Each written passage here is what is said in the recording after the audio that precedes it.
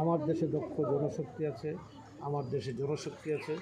মধ্যপ্রাচ্যে যদি আপনাদের এই শ্রমবাজারটি আমার দেশের জন্য খুলে দেন, আমার দেশ যেমনিভাবে উপকৃত হবে, আপনারা উপকৃত হবেন। সে কারণেই 1978 সালের 1 জানুয়ারি মাসে প্রথম শহীদ president Zia Rahman manpower ministry করেন এবং বাংলাদেশ থেকে সৌদি আরব থেকে শুরু করে মধ্যপ্রাচ্যে এই জনশক্তি রপ্তানি শুরু হয়।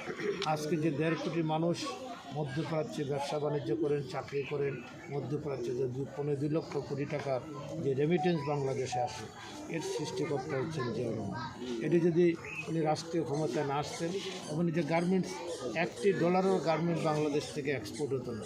এদেশের মানুষ জানতো না গার্মেন্ট শিল্প কাকে বলে। 1980 সালে জিয়া রহমান এই গার্মেন্ট শিল্পের এদেশের অনুমোদন দেন, 550 গার্মেন্টস ইন্ডাস্ট্রি ঋণ দেন, অনুমোদন দেন এবং সেই কারণেই পরবর্তী পর্যায়ে বেগম খালেদা জিয়া এটার ব্যাকওয়ার্ড লিঙ্কেজ হিসেবে আরও টেক্সটাইল মিল, স্পিনিং মিল সে অন্যান্য মিল করার হাজার হাজার কোটি টাকার অনুদান দিয়েছেন।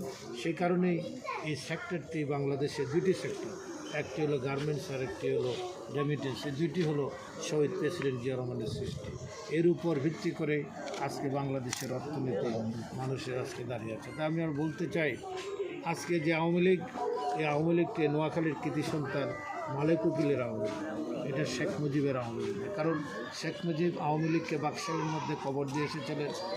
মালেক উকিল সাহেব সেদিন একটা আইন করেছিলেন রাষ্ট্রপতি, এদেশে কেউ যদি কোনো রাজনৈতিক দল করতে চায় তাহলে মহামান্য রাষ্ট্রপতির অনুমোদন। সেদিন মালেক উকিল সাহেব মহামান্য রাষ্ট্রপতি বরাবর একটি আবেদন করেছেন, আওয়ামী লীগ নামক রাজনৈতিক দলটি আমি আব্দুল মালেক উকিল সংগঠিত করতে চাই, রাজনীতি করতে চাই, আমাকে অনুমোদন দেওয়া হোক। তখন এই অ্যাপ্লিকেশনের উপরে, আবেদনের উপরে মহামান্য রাষ্ট্রপতি শহীদ প্রেসিডেন্ট জিয়া রহমান লিখেছেন, জনাব আব্দুল মালেক উকিলের আবেদনকৃত এই আওয়ামী লীগটি বাংলাদেশে রাজনীতি করার জন্য অনুমোদন দেওয়া। এটা শহীদ প্রেসিডেন্ট জিয়া রহমানের অনুদানকৃত আওয়ামী লীগ, এটা শেখ মুজিবের আওয়ামী লীগ, এটা মালেক উকিলের আওয়ামী লীগ। আমি এই জন্য কথাটি এখানে বললাম যে জিয়াউর রহমান উদারতা নিয়ে আওয়ামী লীগ সৃষ্টি করার, আওয়ামী লীগের রাজনীতি করার অনুমোদন দিলেন। না হলে তো বাংলাদেশে আওয়ামী লীগ নামক কোনো রাজনৈতিক দলের থাকতোই না, কেউ চিনতেও না, জানতো না এই প্রজন্ম। আর শেখ হাসিনা এই আওয়ামী লীগের উপর ভর করেই সে প্রধানমন্ত্রী হয়েছেন, হয়ে এই জিয়া পরিবারের বিরুদ্ধে উনি প্রতিহিংসা প্রবণ হয়েছেন। এবং যে আমি আমার কথা শেষ করছি, আজকে বাংলাদেশের